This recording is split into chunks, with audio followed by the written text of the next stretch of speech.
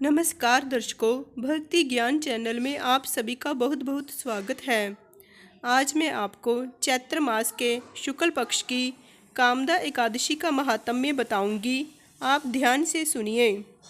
युधिष्ठिर ने पूछा, वासुदेव आपको नमस्कार है। अब मेरे सामने यह बताइए कि चैत्र शुक्ल पक्ष में किस नाम की एकादशी होती है। भगवान श्री कृष्ण जी बोले, राजन एकाग्र चित्त होकर यह पुरातन कथा सुनो, जिसे वशिष्ठ जी ने दिलीप के पूछने पर कहा था। दिलीप ने पूछा, भगवन मैं एक बात सुनना चाहता हूँ। चैत्र मास के शुक्ल पक्ष में किस नाम की एकादशी होती है। वशिष्ठ जी बोले, राजन चैत्र शुक्ल पक्ष में कामदा नाम की एकादशी होती है। वह परम पुण्यमयी है। पाप रूपी ईंधन के लिए तो वह दावानल ही है। प्राचीन काल की बात है, नागपुर नाम का एक सुंदर नगर था, जहाँ सोने के महल बने हुए थे। उस नगर में पुंडरीक आदि महाभयंकर नाग निवास करते थे। पुंडरीक नाम का नाग उन दिनों वहाँ राज्य करता था। गंधर्व, किन्नर और अप्सराएं भी उस नगरी का सेवन करती थी। वहाँ एक श्रेष्ठ अप्सरा थी, जिसका नाम ललिता था। उसके साथ ललित नाम वाला गंधर्व भी था। वे दोनों पति पत्नी के रूप में रहते थे। दोनों ही परस्पर काम से पीड़ित रहा करते थे। ललिता के हृदय में सदा पति की ही मूर्ति बसी रहती थी और ललित के हृदय में सुंदरी ललिता का नित्य निवास था।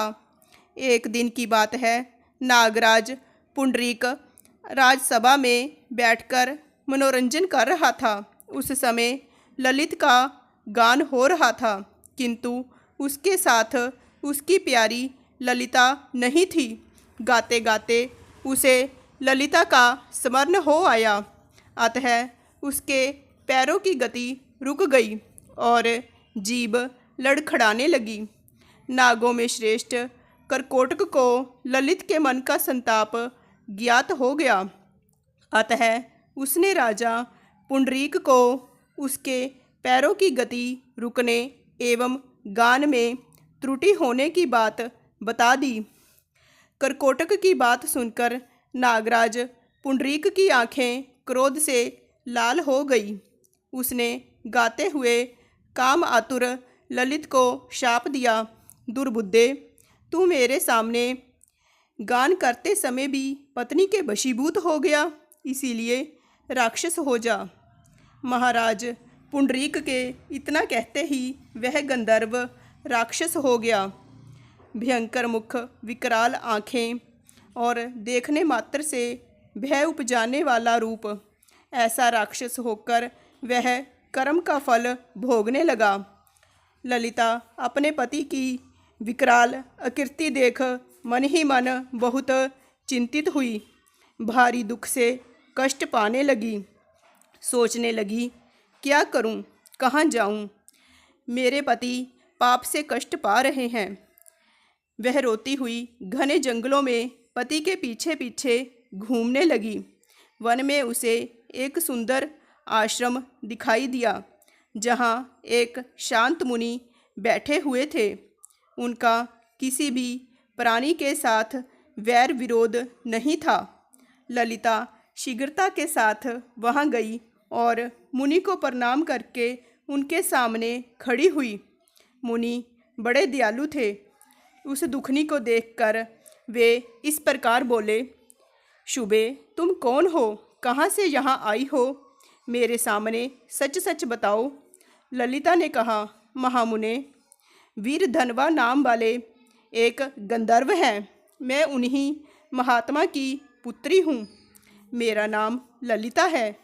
मेरे स्वामी अपने पाप दोष के कारण राक्षस हो गए हैं। उनकी यह अवस्था देखकर मुझे चैन नहीं है। ब्राह्मण, इस समय मेरा जो कर्तव्य हो वह बताइए।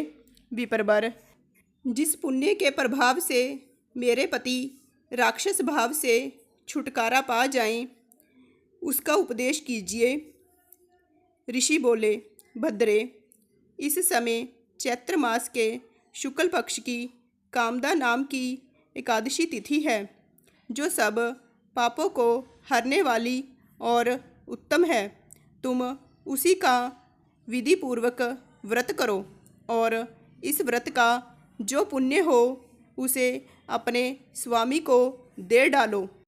पुण्य देने पर क्षण भर में ही उसके शाप का दोष दूर हो जाएगा।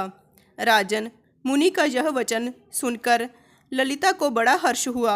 उसने एकादशी को उपवास करके द्वादशी के दिन उन ब्रह्म ऋषि के समीप ही भगवान वासुदेव के समक्ष अपने पति के उद्धार के लिए यह वचन कहा, मैंने जो यह कामदा एकादशी का उपवास व्रत किया है, उसके पुण्य के प्रभाव से मेरे पति का राक्षस भाव दूर हो जाए।